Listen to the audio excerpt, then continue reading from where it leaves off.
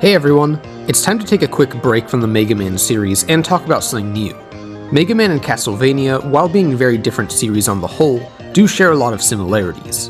Both started on the NES and were often considered the pinnacles of the NES hard phenomenon. While nowadays I wouldn't consider the Mega Man games all that difficult outside of maybe the first one, Castlevania is a totally different story. The first 3 games are some of the hardest I've ever played, and to be honest I didn't really enjoy them all that much. That could certainly change with another playthrough though. But after jumping to Super Castlevania 4 on the Super Nintendo, I feel that the series had a massive jump in quality, although I'll save that discussion for another time. So, why exactly am I reviewing Castlevania Circle of the Moon as my first video on the series? It seems like a strange place to start. It's not a classic Castlevania game, and it's not even the first Metroidvania in the series. Well, there are a few reasons. Number 1, and most importantly, I'm in the mood to review some Metroidvanias. It's probably pretty easy to speculate why if you've been following what games released in December of 2025, but in that case, why Castlevania? Well, Metroid is one of my favorite game series of all time. If it's not my number 1, then it's only because a certain RPG series I played recently is tied with it. Of course, Smash is up there too, but I don't really consider that since it's a multiplayer game rather than a focused single-player experience. If you look at my response to any number of comments on my channel, or even my videos themselves, you've seen how often I reference Metroid. And that means I want to hone my reviewing skills in this genre I haven't tackled before, so I can give a bunch of my favorite games of all time the videos they deserve. That's not intended as a slight against Castlevania, by the way. I like this series quite a bit as well. But, point number 2, I think Circle of the Moon is a great starting point for me. It's widely available in the amazing Castlevania Advance Collection, it's a very straightforward Metroidvania experience, and I've played it before and know what to expect. And also, just to get the ball rolling, while I do like this game, it's also nowhere near one of my favorites. If, worst case scenario, this video turns out to be hot garbage, I'll only be a little bit sad about it. And since this is my first time reviewing a game in this genre, make sure to let me know what you think turned out well and what didn't. I plan to review a lot more of these games in the future, so I'd like to see how I can make these videos fun for everyone. So with that out of the way, let's get started. Nathan Graves and Hugh Baldwin are apprentices of the vampire hunter Morris Baldwin. Dracula has been revived, and all 3 rush into his castle in order to stop him. Morris is quickly captured, and Nathan and Hugh fall down a distance that should definitely kill them, but they just stand up with seemingly no injuries whatsoever. Sure. Hugh, in what's going to become a bit of a trend, decides he's going to go save his father completely on his own and just runs off without Nathan. And it's here where the game begins. I like this opening segment as you descend further and further into the castle, which gives you a nice minute or two to figure out how Nathan feels to play. And the answer is not great, but not terrible either. The main issue for now is that the walking speed is very slow, but the falling speed is very high. This makes basic platforming feel a bit jerky. Not the end of the world, but I've certainly played better. So initially, what can Nathan do? Well, like in the classic Castlevania games, your main attack is the whip. It feels decently satisfying to use here too. You have a good amount of range, so spacing yourself outside an enemy's attack and hitting them from a distance always feels good when you get it right. You also have this slide which does some damage and lets you get through tight spaces. It's no Mega Man 3 slide though, that's for sure. This thing doesn't feel great to use, and so I barely did. You can hold the attack button down to spin your whip in a circle, which is occasionally useful, and if you really feel like it, you can press up repeatedly to make Nathan do a funny foot shuffle, because why not? There are also sub-weapons you can get, which is another classic Castlevania staple. By picking up hearts as ammo, you can use one of 5 weapons, each with different use cases. The knife is a high-speed, incredibly weak projectile that I always got rid of the instant I had the chance. The axe is much more useful, going in an arc and doing a lot of damage, which makes it great for flying enemies. There's the holy water, which constantly damages any enemy trapped in it over time, which was my preferred weapon for the first half of the game when most enemies are grounded. There's also the stopwatch and the cross, which are both rare and require a lot more ammo to use, but get to be much more powerful as a result. The stopwatch freezes time, whereas the cross acts as a boomerang, dealing a boatload of damage if you can line it up correctly. The instant I found the cross, I basically never let myself lose it, as it's the best weapon to deal with most bosses in my experience. Back to the intro segment, this does a good job of showing you areas you can't get to just yet, and enclosing you in a small space until you find your first upgrade, the dash boots. Here's how much I've explored up to this point. Now these are one of my main complaints with this game. Sure, they do make you move quite a bit faster, but you have to double tap a direction anytime you want to dash. Since there's no reason to go slow in this game ever again, that means you'll be double tapping to run basically at all times. It's frustrating when you mean to run away from an enemy, or use it to do some platforming, but you barely mess up the input and either take damage or miss your jump. Again, not the end of the world, but considering this is the first upgrade, it means that slight annoyance builds up for the rest of the game. And trust me, as we'll see later, this is not the kind of game where you want to have imprecise controls. Another thing you get introduced to right away is the dual setup system, or DSS. As you fall down the initial passage, you see these skeleton bomber enemies. Once you kill a few, they're very likely to drop a DSS card, which is probably the most standout feature this game has. There are 20 cards to find, 10 in the top row and 10 in the bottom. You can combine a card from the top and the bottom to create a spell with a huge variety of effects. The first combination I remember having access to is Jupiter and Salamander, which spawns 2 rotating fireballs that act as a damaging shield. Jupiter in particular is the most powerful card I've found, as all 3 of my most used spells require it. The other 2 are a spinning ice shield, which does far less damage but provides more defense and can freeze enemies, and another that heals you while standing still. That one is unbelievably useful, both for obvious reasons and for something we'll get into later. The other system you find here is leveling up. I love this because similar to a turn-based RPG, you actually get rewarded for fighting every enemy you see. This game has quite a few long hallways packed full of enemies, and even if those can get a bit annoying, as long as you fight them you'll get stronger over time. Enemies also drop items, armor, and DSS cards as well, so the game properly rewards you for fighting them, at least in theory. In practice though, many of the item drops are practically useless, and healing items are so rare that I question why they even included them in the game at all. By the end of the game, my health bar was 800 HP. During the course of the whole game, I maybe collected around 300 to 400 HP worth of healing items total. Thankfully, save stations fully restore both your HP and MP, but this is basically the only way you'll ever heal in this game unless you happen to get the correct DSS combination. I say happen to because the DSS cards themselves are extremely rare drops from enemies. By the end of the game I had collected only around half of the 20 cards while fighting nearly every enemy I encountered. I wasn't grinding at all because I'd rather be, playing the game, but if you get unlucky with the card drops you might be forced to anyway. Unfortunately, many of these combinations ended up being totally useless as well because you don't learn what a spell does until its effect has already taken place. Until then, it's a complete mystery. And some of these you will never figure out because there are 100 combinations to test and some of them are extremely specific. For example, just a random one I looked up. The Salamander and Neptune combination heals Nathan when he takes fire damage, which is cool, but let's be honest, you are not going to learn that without a guide. Anyway, at this point in the game, the dash boosts unlock a good amount of new content to explore. By now you'll probably be looking at the map in order to get around, and while it's compact and easy to look at, there are no markers for anything except save stations and later in the game fast travel points. That is basically all you need, but it does kill any motivation I could have to 100% this game. Thankfully, this is also where one of the game's greatest strengths shows up. There are just so many incremental upgrades to your health, MP, and max hearts hidden throughout the castle from the very beginning to the very end. You're constantly rewarded for exploration, and many conspicuous locations house breakable blocks that lead to side rooms with 1 or 2 enemies and an upgrade. You're also incentivized to do this because picking up a health upgrade fully heals you. And considering how hard healing is to come by in this game, thank God for that. Some of these upgrades are hidden in locations that you wouldn't necessarily think to check, but considering any damage at all will break hidden blocks, I found myself constantly using the Ice Shield spell so I could just hug the walls and automatically locate upgrades. This was really cool once I figured it out, and honestly, plenty of modern Metroidvanias don't reward exploration as well as this game does.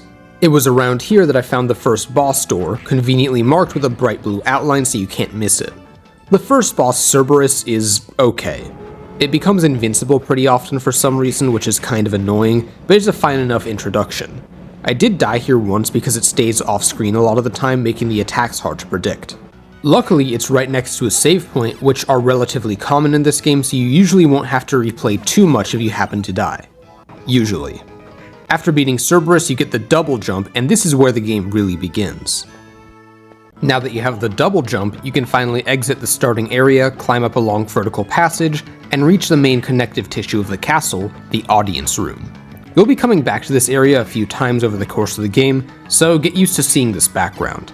At this point I was able to explore around and found 3 other brand new areas within 15 minutes, which I thought was pretty cool. Now that you have a few abilities, this is where they start testing your platforming skill a bit, and I have to say, in this game it never gets all that interesting. Annoyingly, getting hit by certain attacks or by anything while you're in the air causes massive knockback that can't be cancelled until you hit the ground. So if you happen to be, for instance, climbing up a tall tower, prepare to fall an annoyingly long distance for like 5 seconds before you can act again. There are certain areas later on where this really sucks as the platforming gets a bit more involved and there are a lot more enemies to deal with. Being able to explore so much of the map at this point is a lot of fun, but there is a catch. As you explore, there are a bunch of nondescript boxes that you can't do anything about for now, and any seasoned Metroidvania player will know you'll need an upgrade.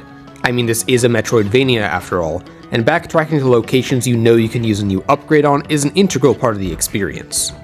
That being said, none of these boxes are even somewhat memorable, and there are so many of them. The only real way to remember these locations is to notice that there's a room on the map that isn't filled out completely. That does work, but only when the boxes are placed properly.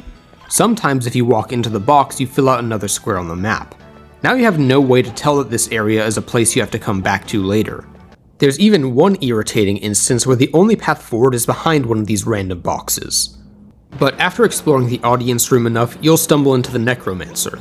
This is probably the easiest boss in the game. I was able to beat it slightly underleveled, and the pattern is pretty simple. It's pretty fun too. He becomes vulnerable when you spawn some easy enemies on the ground below, which gives a good opening to attack. Beating him gives you the tackle, which... I think they intended for this to be used as an attack, but why would you ever do that when you have a much longer ranged and safer attack with the whip that does the same amount of damage? So the tackle just gets relegated to block breaking duty. Yeah, in addition to the boxes, there are these stone blocks, and now you have access to those paths as well. It's really tough to tell a block passage apart from a box passage without literally walking there and checking, which now you'll be doing quite a bit of since the tackle basically does nothing else. Like, look at this, here's what I'd explored before the tackle. Notice how many small corridors are unfinished, all of which are potentially the way forward. Thankfully, at this point you also unlock fast travel. While I think the game should have had more travel points, having any at all is nice and definitely streamlines the exploration. You can jump between any warp points you've already found, which I notice are almost all in the upper portions of the castle for some reason. The next main location is the Clock Tower, which is luckily one of the more interesting looking rooms you'll see with the breakable block. So once you get here, it's easy to guess this is the right way. This is one of the most fun locations in the game if you ask me. The platforming is a bit more involved, the place looks pretty nice, and I like the music here. Speaking of, this music is pretty good for an early GBA game. The GBA is infamous for its low sound quality, but thankfully I don't think that comes into play here. The Clock Tower theme is one of many classic Castlevania remixes in this game, and I actually think a lot of them are better than the originals. I love the rearrangements of Vampire Killer, Clockwork, Aquarius, and the Sinking Old Ship, even if that last one does play a bit too often. I also love the main theme, Awake, which has an awesome remix in Smash as well. But back to the Clock Tower, this features the Medusa heads, which I'm sure will give anyone who's played the NES games a hearty dose of PTSD. They inflict the stone status effect, and let me just say I hate the status effects in this game. Stone and ice render you immobile unless you press an unholy number of buttons to break out. And if you get hit while frozen, it multiplies whatever damage you take. Remember this for later. Poison saps your health really quickly unless you happen to have an antidote on hand. And Curse prevents you from using any attacks other than DSS spells, which is really annoying. Anytime a room has an enemy that inflicts any status effect, I immediately avoid them like the plague or take them out first, because the penalty for getting hit by them one single time is just so severe. And remember, healing basically doesn't exist in this game outside of health upgrades and save points. Dying hard resets your progress to the previous save point as well, so you really don't want to let that happen. Like I said, the save point placement is pretty well balanced for most of the game though, and the Clock Tower is no exception. Once you finally make your way to the boss room, you'll fight the Iron Golem. Didn't realize we were playing Minecraft. This one is a bit tough since you have to hit him quickly, otherwise he'll heal. The attacks are pretty easy to dodge if you pay attention, but make sure to avoid this light ball which shreds Nathan to pieces if it hits. After this boss, you unlock the Kick Boots, which are a better upgrade than the Tackle if you ask me. They feel incredibly awkward to actually use, but the locations when you need to use them are actually quite a bit more memorable. I'm far more likely to remember a tall passageway I could potentially wall jump to get through than a random gray block that halts all progress. At this point, there are a few pretty obvious places to go back to, which is great. As always, this game does do a pretty good job of rewarding you when you do go back to these old locations as well. But the real path forward is the eternal corridor to the right of the audience room, which is certainly eternal. You get a bunch of combat rooms one after another, and this is where the difficulty starts ramping up a bit. There's even a fast travel point right after this, so you only ever have to do this walk once, which is nice. From here we go to the Chapel Tower, which was the point during my first playthrough that I realized, yeah, this game is kinda difficult. There are these spinning bloody swords that zoom directly at you and are really hard to hit. There are also marionettes which inflict the curse status, and some tough flame armors that are difficult to get around. Something you might have noticed by now from watching the footage is that there are a ton of these armors. From the very beginning to the very end of the game, they are honestly the main enemy type you'll have to deal with, and the later variations can become excruciatingly difficult at times. There's the axe, stone, flame, thunder, ice, and holy armors, just to name a few. They all have different attributes, but the strategy for beating each of them is mostly the same. Just hit a few times and wait to dodge their attack. I mean, that is basically how most enemies in the game are designed, but these are the most pervasive for sure. In the Chapel Tower, you essentially have two options: stop and fight every enemy, or just blitz your way through, attempt to dodge everything, and hope you find a checkpoint. I tried the latter, and hey, the checkpoints were spaced out perfectly, so it worked out for me. But once you find your way through to the end, you have to deal with a Dramelech. Now this is a bit of a difficulty spike, and I remember really struggling with this boss in my first playthrough. It's just utter chaos with things flying everywhere at all times. Both of his attacks, these randomly angled fireballs, and the Skull Horde, both require really quick reaction time, along with some luck in the patterns. The bubbles coming out of the floor just suck and make it so you have to take your time getting close. Considering I had the knife sub-weapon, I could barely do any damage from a distance as well, so I had to get up close to really do anything. There's also an unskippable cutscene right before where you meet up with Hugh and he reminds us how annoying he is, then leaves. Riveting. I will say though, you can definitely learn the patterns to this boss, and it's not that bad once you figure everything out.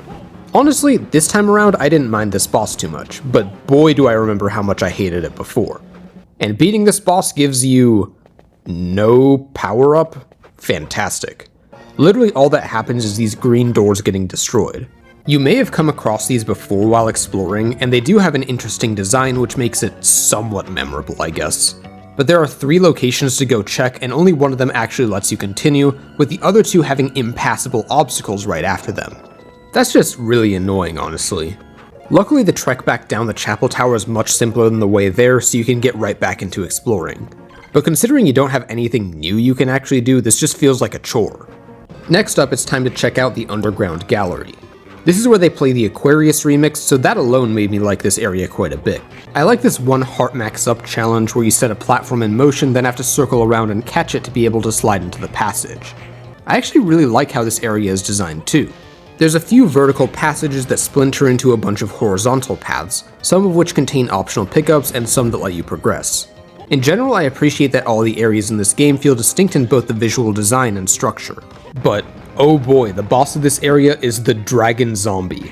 Just wow, what a massive difficulty spike. You have to fall into this arena where 2 dragon heads move back and forth in difficult to dodge patterns and unleash attacks at the same time. The health bars are ridiculously big, they do so much damage, there are so many different things that can happen at once, and again, you have to deal with 2 of them at once. They're huge and often move their heads in such a way that if you attack, you'll take touch damage from their neck.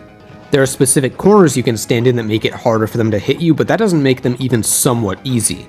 The first time I got here, this was a massive brick wall, and I probably spent 15 to 20 attempts on this boss before I could finally beat them.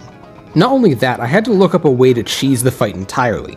I did this by going to grind for the combination of DSS cards that lets you heal while standing still, moving up to the top where you enter the room and just pelting them with axes repeatedly. This time I was able to beat them in around 5 attempts though, through more skillful dodging, attacking, and figuring out the patterns. I found that using the axe lets you attack while they move away from you and score multiple hits with each throw. I did this focusing on just one head until it died, and then the other head eats its corpse to restore a bit of health. Okay, that's actually really cool though. I actually kinda like this fight now, as it provides a good challenge while being more than doable if you're willing to put in the effort. For any of you who hate this part though, I totally get it, trust me. But the second head goes down more easily and you unlock pushing boxes. Come on, really? That's the best you could come up with? I just beat 2 giant dragon zombies and now I can move boxes? This is one of the reasons that Circle of the Moon has a hard time standing out to me. The abilities are just so ridiculously uninspired and don't add anything to the mechanics of the game, like, at all. So you're basically doing the exact same thing for the entire runtime, and the lack of variety gets exhausting after a while. And like, just look how many unfinished hallways I have left to check at this point. You're telling me that I have to go through practically the entire castle again to find the one box that blocks the next area of the game? Well, the correct box is all the way at the other side of the castle, right here by the clock tower, and the area it hides is the underground warehouse. Well, now it's time to test out our new ability because we have block pushing puzzles to deal with. I don't mind them that much in theory, and the puzzles themselves are actually pretty decent, taking more brain power than you might expect. But just look at how slow you push these boxes. I mean, do you want to slowly push a box down a stairway back and forth for around 2 minutes in order to get one optional upgrade? There would have been nothing of value lost if they just sped this up by a factor of 2 or so. I think the developers knew how boring this was too, because if you finish one of these puzzles and save the game, it stays completed. But dying at the end of this section and having to redo all the puzzles certainly felt like a huge waste of time. The boss here is Death, another Castlevania staple. It's a multi-phase fight where the first phase is essentially a bullet hell, which is relatively fun. The second phase is this skeleton monster thing that looks cool and moves very slowly towards you. It has one attack that if it hits makes you jump lower, which is pretty interesting. This fight was fun and simple, a nice rest after all the dragon zombie insanity. And here you unlock the cleansing ability, which, once again, is freakishly uninteresting.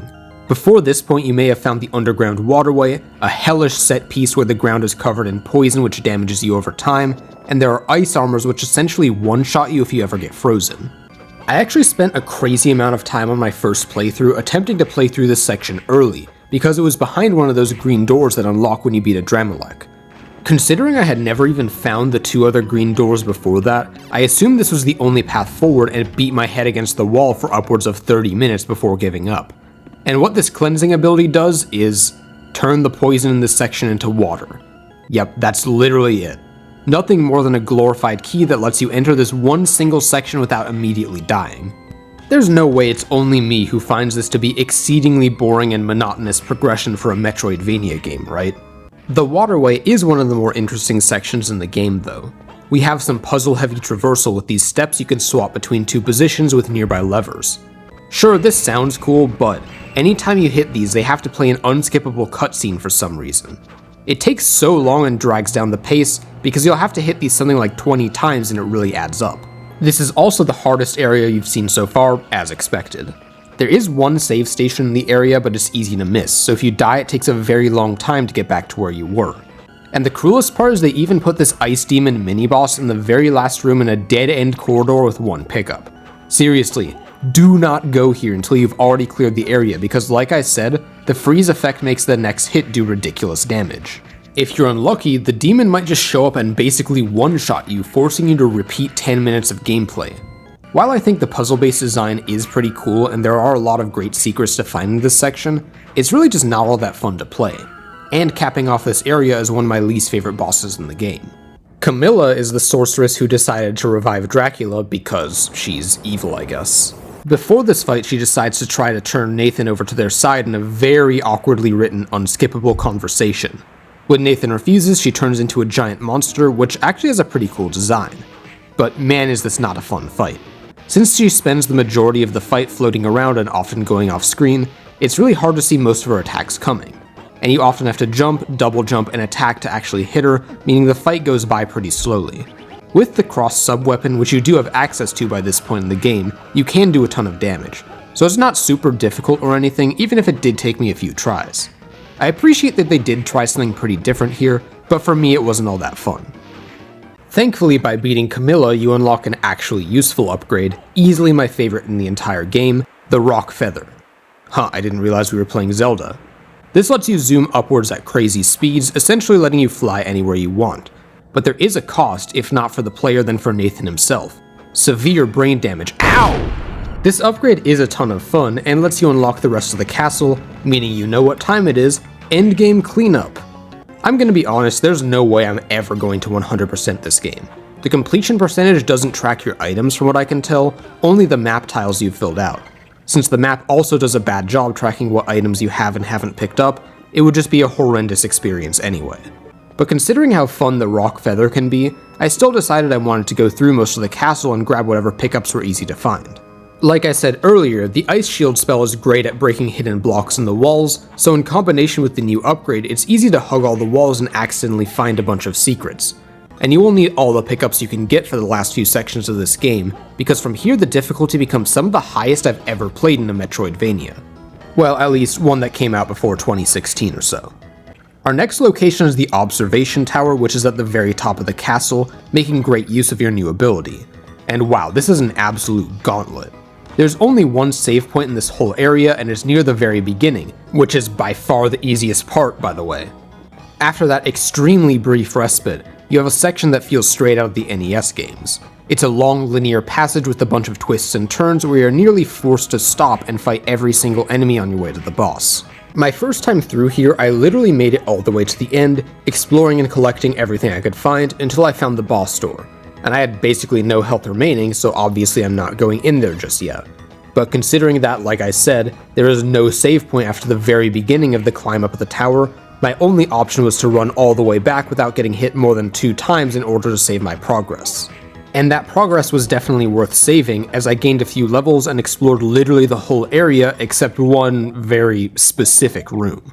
I had to make the long trek back, being as careful as possible, and let me tell you, reaching the save station while being 1 hit away from death and barely making a pixel-perfect dodge against this harpy enemy, man was that a harrowing experience that felt good to somehow pull off.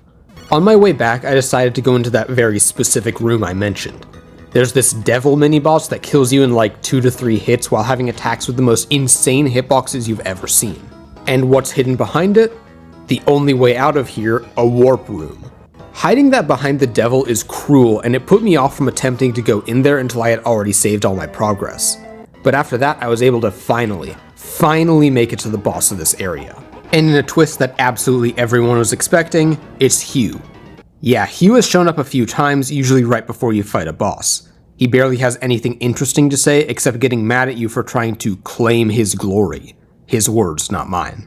Because he was jealous of Nathan for being the favorite apprentice of Morris, Dracula was able to use that jealousy to control him. That's basically the whole story of this game. They don't really do anything with it either, other than Hugh showing up to lose to every boss before you fight them and him getting mad at you. His boss fight is a pretty cool idea though, as he and Nathan are pretty much on equal footing. He uses sub-weapons, DSS spells, and whip attacks against you before breaking out some of Dracula's powers in the second phase. This isn't that hard of a fight or anything, but losing absolutely sucks because you now have a ton of hallways to run back through with difficult enemies that deal a ton of damage. Even worse, after the fight you still have to run back through this section and make it to a save point, because yep, you guessed it, beating a boss doesn't save your progress, nor does it heal you. So if you happen to beat the boss with only a bit of health left, then die trying to get past the devil to get to the warp room, that's 10 minutes of content you've already played that you have to do again. This kind of design sucks, which is why most bosses in this game are right next to a save room. Not sure why this one isn't. Sure, it does add challenge, but the run up to the boss fight was hard enough. This is just minutes of your life down the drain. I have to stress that I really don't mind when games are hard, in fact I often love it. And I think the difficulty design of this game has been pretty solid before now. But when they start wasting my time like this, that's when I'll get annoyed. If you do manage to beat Hugh, grab the key to the final battle, and make it to a save point, then all that's left is to fight Dracula. But if you want, there is an optional challenge area called the Battle Arena. Trust me, it is not worth your time. While there are a few interesting challenges here like this room with a ton of weak skeletons, it is seriously not fun to play. You don't get to use DSS spells, so all you have to rely on is the whip and sub-weapons. Between each set of rooms you get a few hearts for ammo, but no healing unless you have items. So unless you feel like grinding the specific enemies that drop potions, there's no healing at all. I was able to get about halfway through the arena before I realized, you know what, I'm good. There are much better things I could be doing with my life, like spending that time writing this script. After looking it up, all you get is some armor to help you with the final boss. And while it is the most powerful armor in the game, the only reason you'd actually need to play the battle arena is for bragging rights.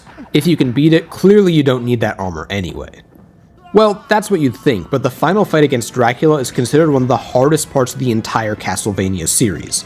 Look on any message board where people discuss this game, and you'll see people calling this fight impossible, abysmal, whatever other adjectives you can think of. Or you'll find people coming up with the best DSS setup to try and make the fight a bit easier. And, well, I have no idea what they're talking about. Sure, it's not a pushover, but I honestly think the Dragon Zombie was a much harder boss. This is a two-phase fight. The first phase is similar to the NES games, where Dracula will teleport from place to place and you have to attack the head. But this is pretty easy if you have the cross. Once you beat this phase, you can actually go back to a save station to get fully healed and skip the first phase if you happen to die, which is appreciated. What isn't appreciated is that there's no save station nearby. So if you die, you have to go through like 2 minutes of boring, non-challenging gameplay to get back to the boss and try again. I honestly don't know what they were thinking with this one. This is not difficult in the slightest. It's nothing more than an absolute waste of time for the player. With Hugh, while I found the run back annoying, it at least was challenging, so you can make the excuse that it's done for the sake of difficulty. Here, there's no such excuse. But the second phase is the one everyone talks about, because it is definitely a bit overtuned. The hitboxes of every attack are massive, with some of them being very difficult to dodge, like this one where he summons a meteor shower. The first half of this phase consists of around 5 attacks he'll use randomly, but if you have the cross, it only takes a minute or 2 to damage him enough to move on. So in my experience, you can get past this phase in maybe 4 cycles or so. The second half is mostly just Dracula doing this attack where he charges directly at you. While this is basically an instant kill, it's also easy to dodge, just use the feather with pretty lenient timing. Then this eyeball starts moving around the screen while spawning bats to get in your way. You have to get as much damage on the eyeball during this time as you can before Dracula goes back to the charge attack. I was able to finish off in 3 cycles, which doesn't really take all that long. And honestly, there's no insane strategy required. I just used the cross and the same ice shield spell I'd been using all game, which is enough to get rid of all the bats and safely attack the eyeball. Is it fun? No, not really, but I'm just not seeing the brutal, impossible, trial by fire test of skill that people are talking about. This whole boss only took me around 3 attempts. Sure, this is my second time through the game, and it took me around 10 tries the first time around, but even then I still felt the Dragon Zombie was much harder. But however you feel about this boss, that ends Circle of the Moon. Like I said in the intro, I do like this game. However, I can say that not because I love it, but because I don't dislike it. This game has plenty of issues, including but not limited to poor controls, highly uninteresting progression, and probably the most boring set of upgrades I've ever seen in a Metroidvania. There are annoying runbacks to some of the later bosses, and a few areas that are just not fun to play at all. In general, I think the early game has a lot of fun exploration, but some of that falls off by the end as it becomes more and more about fighting tough enemies. It's not that I hate the combat in this game, but the exploration was more fun if you ask me. Some of the bosses are annoying, status effects are some of the worst I've seen in any game, and healing is so hard to come by that those items might as well not even exist. That being said, the positives are certainly there. The castle design is actually pretty great, with lots of secrets to find no matter where you go. There are a few areas with very good level design that test your skills quite a bit. The music is good, especially for the GBA. The combat, while simple, is engaging enough with tough enemy design, a few interesting DSS spells, and multiple sub-weapons that add variety. Save stations are relatively generous, well, before the last hour or 2. The difficulty curve is great, starting out relatively easy, and ramping up the challenge linearly over time outside of the Dragon Zombie, which I actually kinda like now for how ridiculous it is. If you want something that'll challenge you and test your gaming skills, this will certainly provide that. So because of all that, I would recommend Circle of the Moon to fans of Castlevania or the Metroidvania genre. It might not be for everyone, although if you feel like using save states to make your time in this game easier, I can imagine that would help out quite a bit. And you can do that in the Castlevania Advanced Collection, where you get 3 games for only $10 whenever it's on sale. While I won't spoil my thoughts just yet on Harmony of Dissonance and Aria of Sorrow, just know you are definitely getting your money's worth. Aria of Sorrow especially is a very highly regarded game, often considered one of the best Metroidvanias ever made. And this one is at the very least still a solid game, even if it's not anything too special. I enjoyed most of my time with Circle of the Moon, and I think many of you will too. Well, I hope you enjoyed the review. Next time we talk about Castlevania, we'll be covering Harmony of Dissonance, the second GBA game.